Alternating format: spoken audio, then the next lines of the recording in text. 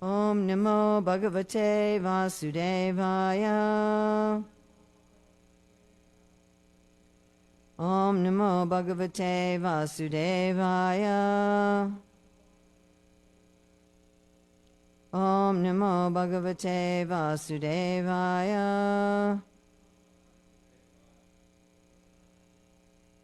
So it's October 4th. It's 2021, Hillsborough, North Carolina. Reading from Srimad Bhagavatam, Canto 10, Chapter 29, Text 18. Shri Bhagavan Uvacha Swagatam vo Mahabhaga Priyam Kim Karavaniva Vrajasyanam Mayam Kachid Brutagamana Sri Bhagavan Uvacha, the Supreme Personality of Godhead said, Su Agatam, welcome. By the way, it's practically like the English word, welcome. So su means good or very or auspicious, and Agatam means to move, to come. So have an auspicious coming or a well coming. Vaha, to you. Mahabhagaha, O most fortunate ladies. Priyam, pleasing. Kim, what? Karavani, may I do. Vaha, for you. Rajasya, of Vraja. Anamayam, the well-being. Kachit, whether. Bruta, please tell. Agamana, for your coming. Karanam, the reason. BBT translation. Lord Krishna said, O most fortunate ladies, welcome. What may I do to please you? Is everything well in Vraja? Please tell me the reason for your coming here. BBT purport. Lord Krishna knew perfectly well why the gopis had come. In fact, he had called them with the romantic melodies of his flute. So Krishna was simply teasing the gopis by asking them, why have you come here so quickly? Is something wrong in town? Why have you come here anyway? What do you want? The gopis were Krishna's young lovers, and therefore these questions certainly bewildered them, for they had responded to Krishna's call with the simple mentality of enjoying conjugal love with him. So I'm going to read what Srila Prabhupada says in Krishna book. O ladies of Vrindavana, Krishna said, you are very fortunate and you are very dear to me. I am very pleased that you have come here, and I hope everything is well in Vrindavan. Now please order me. What can I do for you? What is the purpose of your coming here in the dead of night? Kindly take your seats and let me know what I can do for you. The gopis had come to Krishna to enjoy his company, to dance with him, embrace him, and kiss him. And when Krishna began to receive them very officially, showing all kinds of etiquette, they were surprised.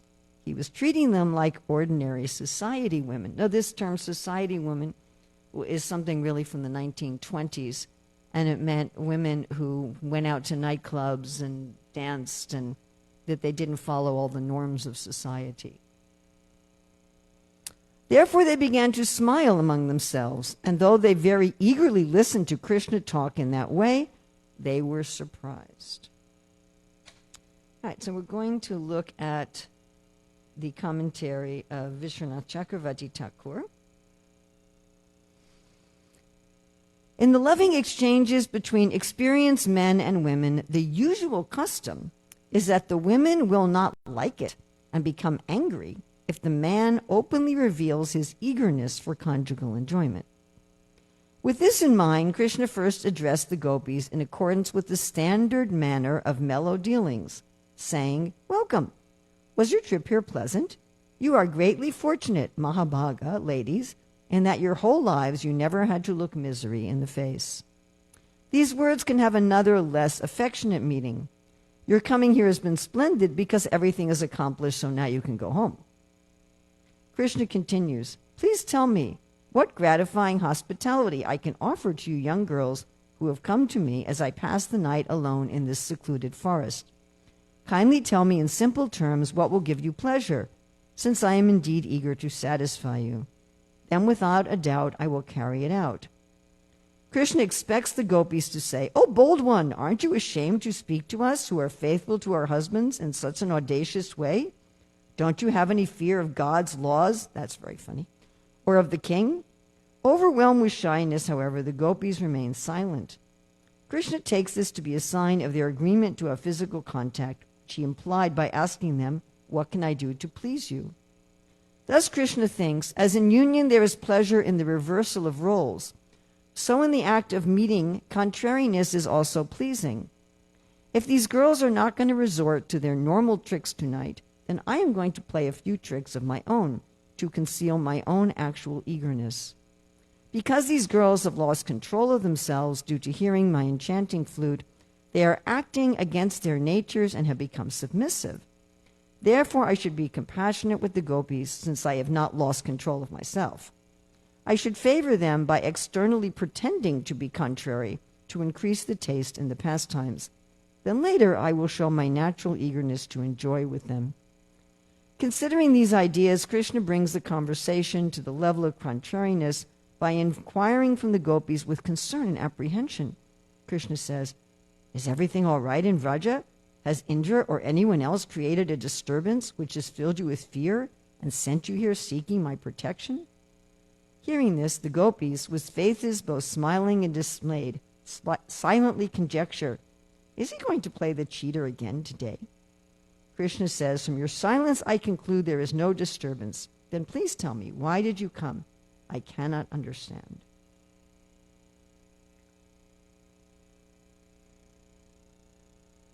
Sri Bhagavan Uvacha Swagatam vo Mahabhagaha Priyam Kim Kadavani Vaha Rajasyanam Mayam Katchid Brutagam Manakaranam. Lord Krishna said, "O most fortunate ladies, welcome. What may I do to please you? Is everything well in Vraja? Please tell me the reason for your coming here."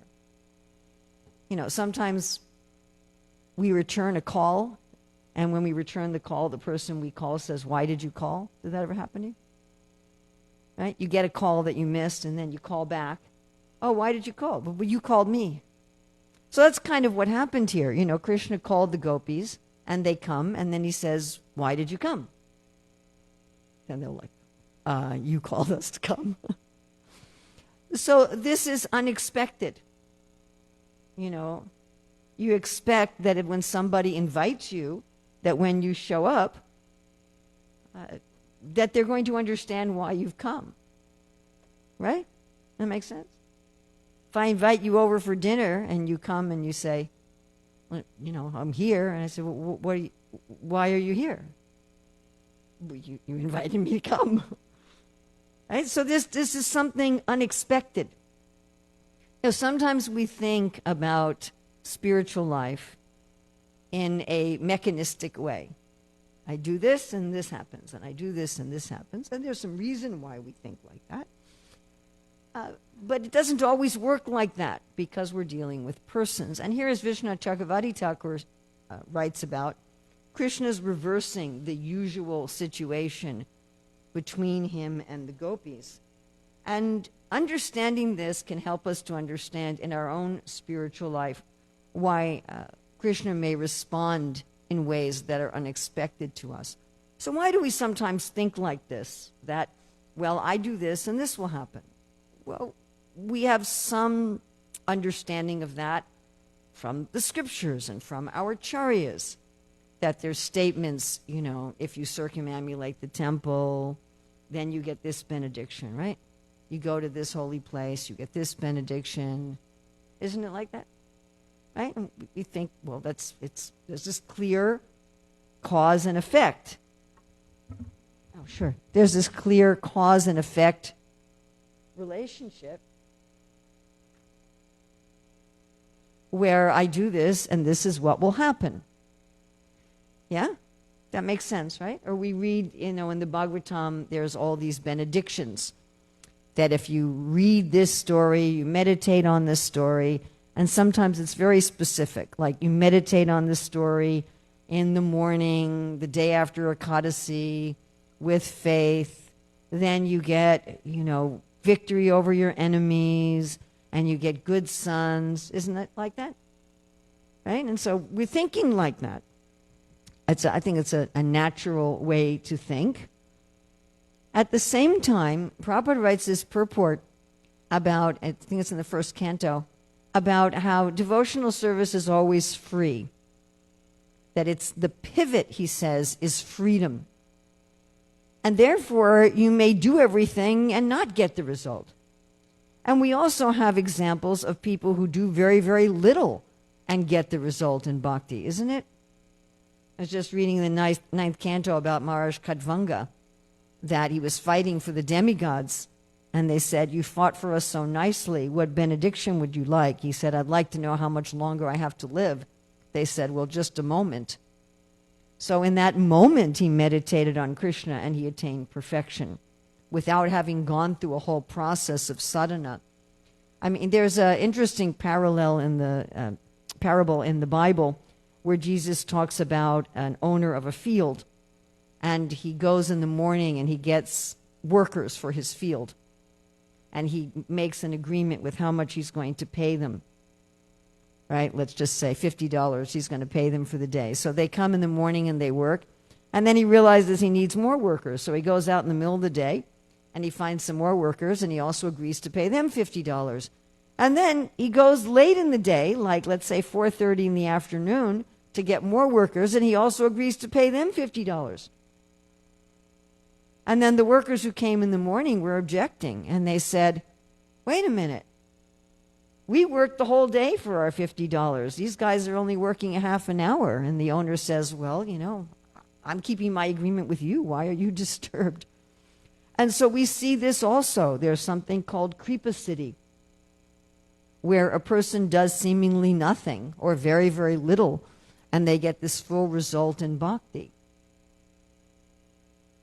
Anybody can think of an example of Kripa Siddhi?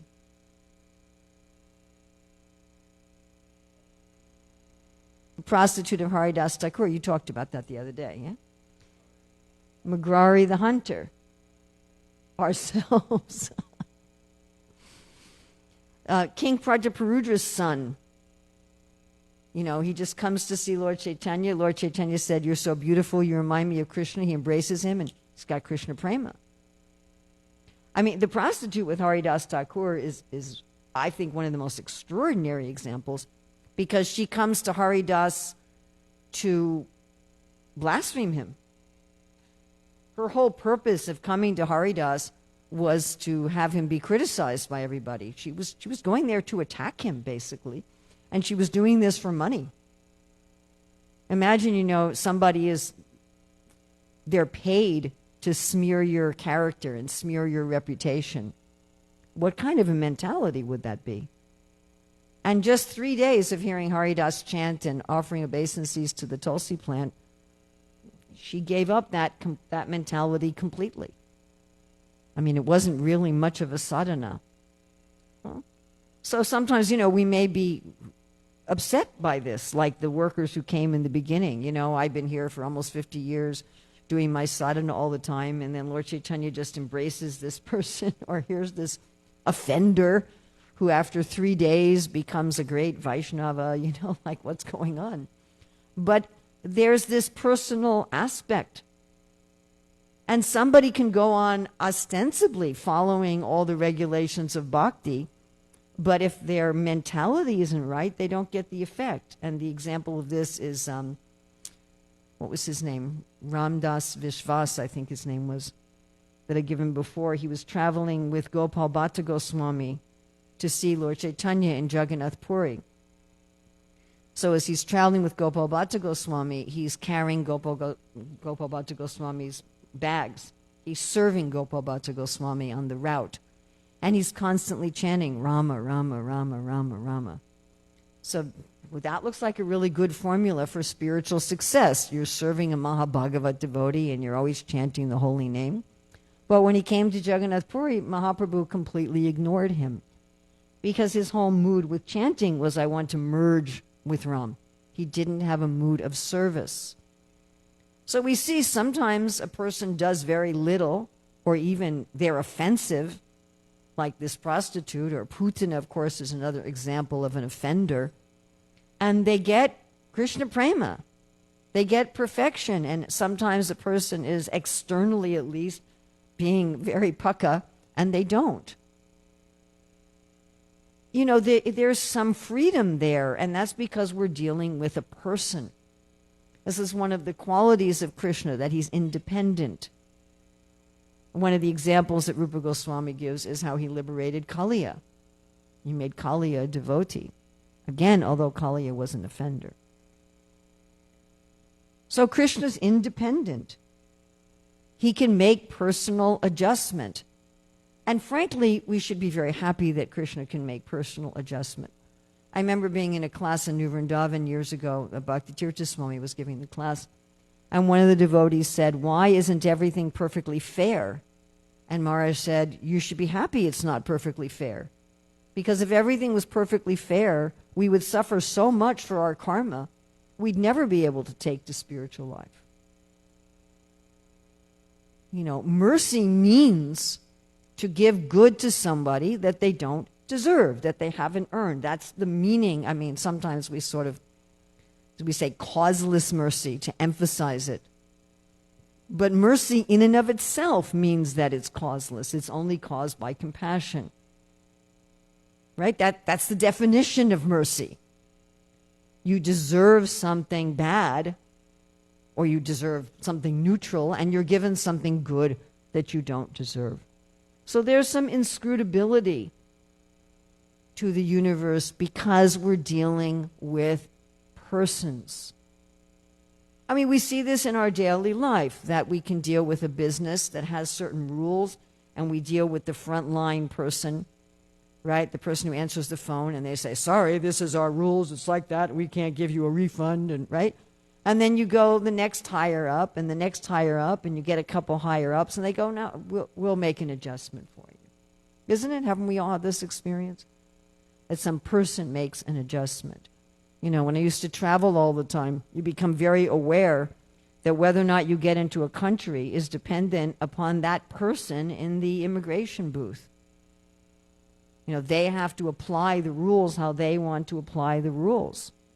I mean, when I was traveling from Brazil to South Africa, I get to the gate in Sao Paulo, and they call me up and they say, "Where's your proof of yellow fever vaccine?" And I was like, "What?" They said, "You can't go from Brazil to South Africa without a yellow fever vaccine." I'd gone to South Africa many times, but never from a yellow fever uncontrolled country. They said, "You've got to get a vaccine and then wait 10 days. You know, so yeah. Usually if you change a ticket at the last minute like that, they charge you. But there was a devotee who worked in the airport, and he met me at the gate. He took me to the South African Airways office, and they said, "We'll reschedule you 10 days hence, and we won't charge you any extra money." I'm like, shh, you know. And I said, "Why don't you tell people that they need a vaccine?" They said, "Well, you know, we've been complaining to our higher-ups all the time. They don't do anything." And they were just cracking up. They said 3 or 4 people every flight get booted because they don't have the vaccine. So I went and got my vaccine, and I hung out in Sao Paulo for 10 days, which happened to be a wonderful experience. And then I flew to Johannesburg, and I arrived there, and the lady at immigration, it's like 7 o'clock in the morning. She's like, "You're here on the 10th day." I'm like, "Yeah, they told me in Brazil, I get the vaccine, I wait 10 days. You should be here on the 11th day. You have to wait for 10 days in Brazil. Now I'm going to send you back." And I'm like, "Oh, Krishna," you know, I just had this overnight, 10 extra days in Brazil, changed my whole itinerary, long overnight flight. And I'm like, "Krishna, I don't know what you're doing here, you know, whatever you want." She's like, "I shouldn't let you in." You know, she was really nasty. That just, "All right, I'll let you in." You know, and she lets me into the country. It's up to the person. Or once on my first trip to Ireland, and I would always ask them, I say, "You know, I want to preserve spaces in my passport. Can you stamp it in the corner of the page, not in the middle of the page?" And he looks at me and he said, I don't have to stamp it at all. I don't need to let you in the country. And I'm like, oops. It's up to the person. I did get it. It's a personal relationship. I mean, that was also funny. He said, why are you here? I said, I'm here to visit some friends. He said, you have Irish friends? And I said, yes, and I did. What's their name? I said, Shamananda. And he said, that doesn't sound like an Irish name.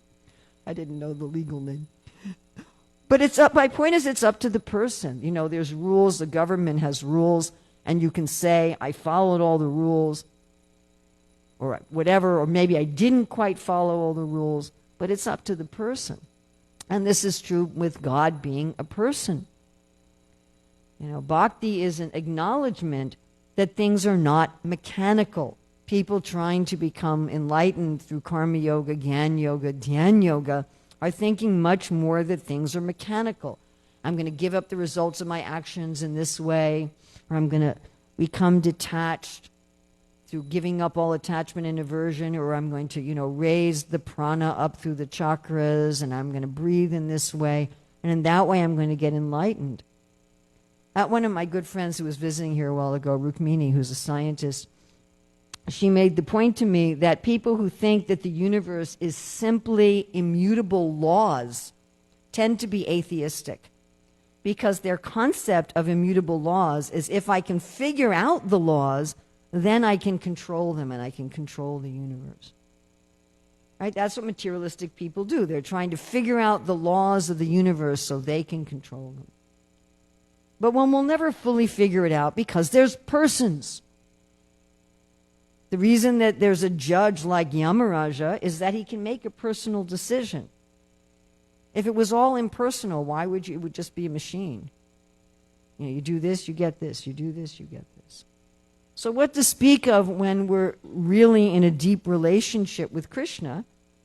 He may respond in a way that's unexpected. He does this even with the gopis. He's responding in a way that's not expected. You told us you were going to enjoy with us in the future, in the Vastaharan Leela. You called us with your flute. The flute called each of the gopis personally by name, is how they heard it. We've come here. I mean, in coming there was a big deal. To leave their families in the middle of the night, they left the chapatis on the stove and the baby's crying, and they ran into the woods where there's tigers, and we've come here. And then you're like, what are you doing here? Did you have a problem? Now, part of the reason that Krishna is doing this, as Vishnu Chakravarti Thakur explains, is that he's reversing the roles. That usually, and this is true even in this world, men chase women more than women chase men. And the women appear to be disinterested. That's the general procedure. So usually Krishna is chasing after the gopis and they appear to be disinterested or even angry. Which is kind of astonishing if you think about it. I mean, this also was an element of the mysteries of personalism. Krishna means all attractive. Prahlad Maharaj said that he's attracted to Krishna like iron filings or to a magnet. So one would think that in the presence of Krishna, resistance is impossible. One would think if you're around Krishna, you'd be... But the gopis are like, get away from me. You were supposed to come at 6, you didn't come until 10, I don't want anything to do with you. Or you said you were going to see me and then you talk about somebody else, I don't want anything to do with you. Or, I'm a very proper lady in the village, why would I want anything to do with you? Leave me alone. So they appear able to resist Krishna. Isn't that interesting? I mean, it's fascinating that they're able to even to play like that. So that's their usual dealings. And that Krishna has to, he gives them gifts and he writes them love letters and he cajoles them and he teases them and so forth. And finally they are all right, let's dance together. So the gopis aren't usually revealing how much they love Krishna. I mean, they do that sometimes in his absence. And so sometimes Krishna likes to hang around secretly and listen to how the gopis are talking in his absence, yes? Because when he's there, they'll go, I don't want anything to do with you.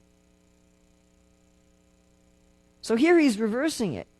He's saying to them, I don't want anything to do with you. He's being indifferent. And this is going to, as we'll see in the following verses, it's going to provoke the gopis to reveal how much they really want him. That they're going to feel some desperation. And they're going to come out and say, but we love you. We're not going to go home. There's nothing for us at home. So sometimes Krishna wants to hear that from his devotees, how much they love him, how much they want him. So even as sadhakas for ourselves, even as practitioners of bhakti, we sometimes become confused by how Krishna deals with us. Now, sometimes we get incredibly sweet reciprocations from Krishna when we don't seem to be particularly intent or focused. And sometimes we're focusing all of our attention and there's just no reciprocation. Yes? Does everybody have this experience? I had a really interesting experience many years ago, 2006. So I was kind of in a funny situation with my service, and I went to Govardhan for 3 months. I was staying with my kids. They didn't have much room. I was sleeping on the floor in the living room. If they had to use the bathroom in the middle of the night, they had to wake me up. It was right in Govardhan town. You remember that place? By Lal Kassetwala's place? So I was there for 3 months, and I thought, I'll just chant. At that time, I only had one project going on, and it was kind of in a holding pattern. So I thought, I'll just check my email twice a week, and all I'll do all day is just chant. Do my puja, a little reading, and I'll just chant all day. So that's what I did. I was sitting at Govardhan, or I'd spend the day at Radhakund. So this was Kartik and a couple months afterwards. I remember there was 1 month when every day I would walk up to Radhakund and spend the day there at Radhakund, Shamakund, and then walk back, go to different areas around Govardhan, and we were taking care of stray cows and bulls, and it was really nice. I mean, I really liked the time there, but I had been expecting something incredibly ecstatic to happen, and it didn't. So then finally, we decided, well, I can't just stay here sleeping in the living room the rest of my life.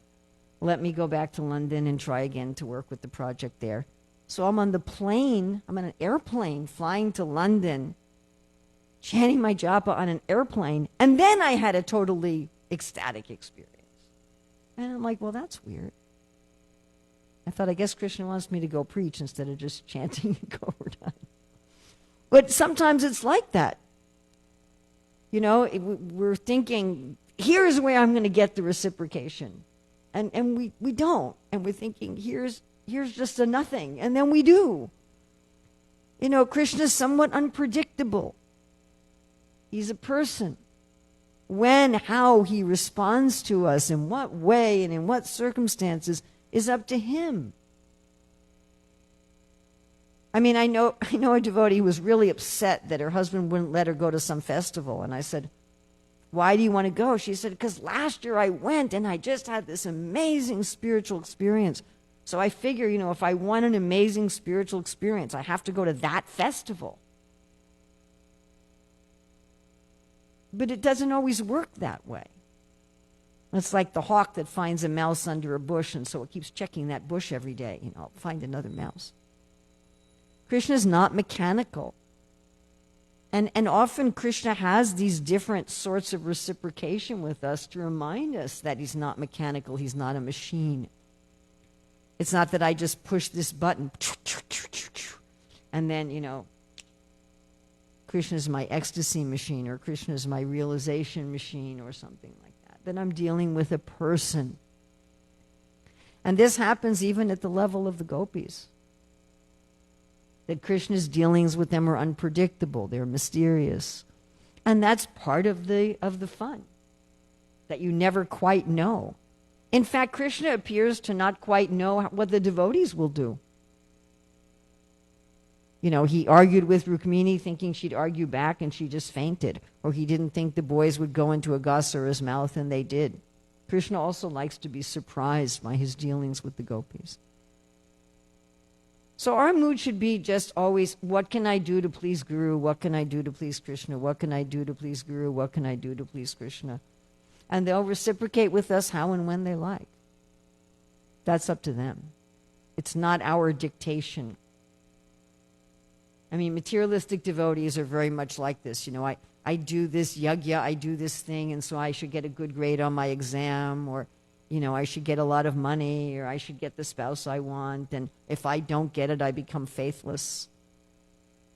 But no, we should just try to please Krishna without attachment to anything other than Krishna's pleasure, and to take satisfaction, as Krishna will say much later on in chapter 32.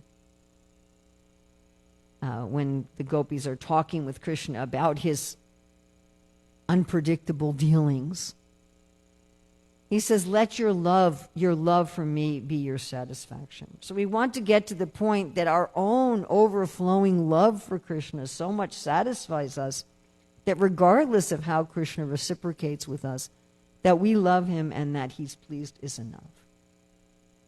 So Maharaj, yes?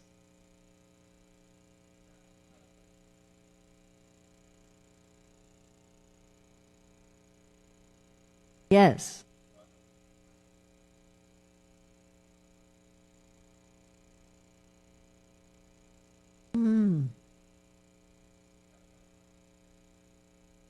Oh, yes. That's such a nice pastime.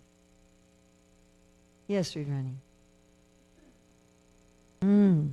So Rudrani was saying that the fact that we're enabled to render service is the greatest reciprocation. Yes, it is. Then it's a question of just seeing what's there. Yes, Vishnu. Yes, expecting a particular reciprocation means I'm in the center and not Krishna. Yes, that's very profound. Thank you. Krishna Priya? Yeah, I like what you're saying, that our mood can be, well, I'm coming here to get some ecstasy for myself. Yeah, like I take a pill or something. But the mood should be to serve, to go to serve. And however Krishna wants to reciprocate and I'm satisfied with my service. Yes. Yes, that's what Krishna says at the end in 32. Everything I'm doing is loving, even if it doesn't appear that way. Otherwise, if we have all these expectations and all these demands on our part, that's not very loving, is it? Yes, I like what you're saying, Rudrani. We understand that everything Krishna does is loving, then we have no concern. Thank you. Srila Prabhupada ki jai.